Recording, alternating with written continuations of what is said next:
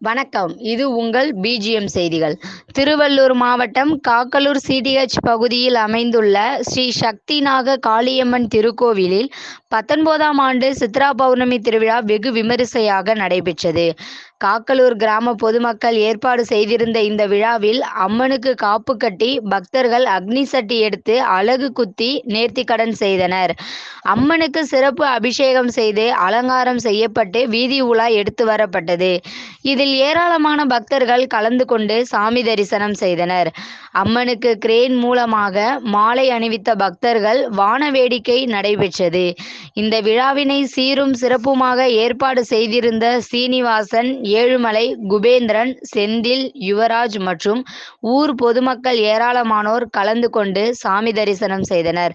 பின்னர் வருகை புரிந்த பக்தர்கள் அனைவருக்கும் அன்னதானம் வழங்கப்பட்டது.